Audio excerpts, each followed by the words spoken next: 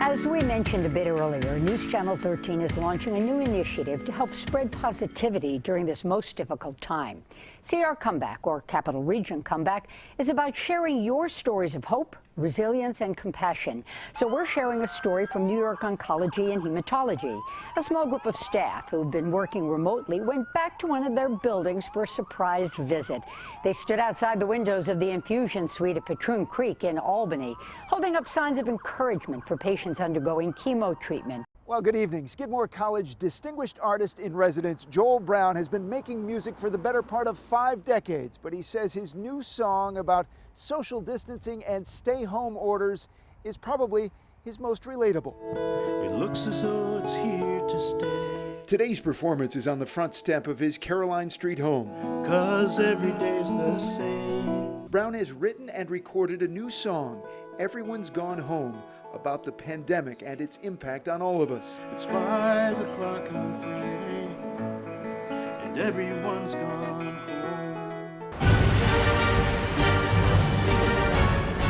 These are not scenes from a movie, not a publicity stunt from a circus performer. No, this is the man who's become known as 518 Spidey. You guys see any bad guys?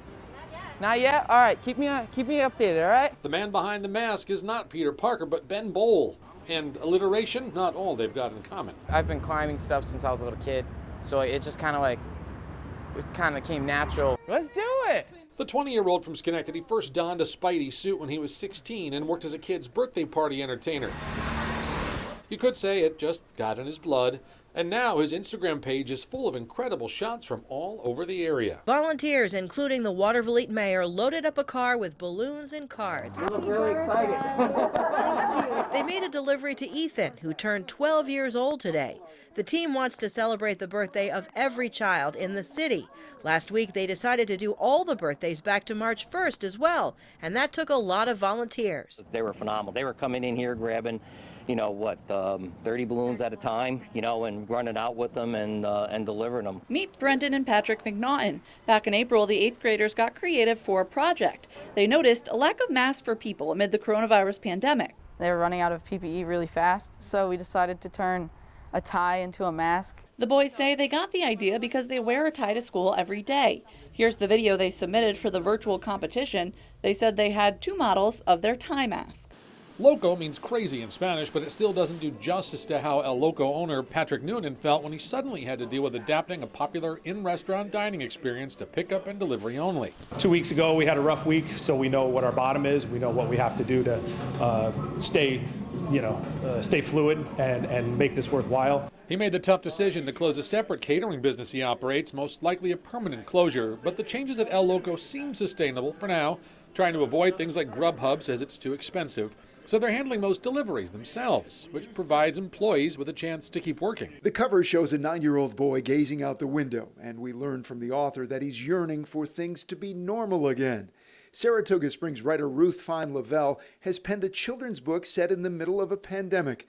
The 9-year-old protagonist is her relative, and the idea came during a family gathering back before those were discouraged. I looked over at him and realized that nobody was asking him how he felt, and nobody was really talking to this child in the room. So we started a conversation about how he felt. And thus, a crazy year, It Isn't Easy, was born. Jason Grant saw the writing on the restaurant wall. Bigger places than his were closing up, so why not go for broke? If people needed food, whether a hot sandwich or a bag full of groceries, the Crisp Cannoli team would deliver, literally driving bags of basic necessities to seniors and other vulnerable populations at no cost. And it seems like the more we gave, the more people that came in. And the more people came in, the more that the Crisp Cannoli gave, making the decision to donate any and all tips they received to providing more help in the community. 99 is a big one, and then with this pandemic going on, it kind of ruined the whole excitement of a 99th birthday. David and his wife own Roberts Towing. They say Ed loves looking at the big trucks, so they rounded up a bunch of them and asked friends and family to join in their own cars. Ed was expecting some family members for cupcakes and popcorn in the front yard, but he had no idea a parade was approaching. He was utterly surprised.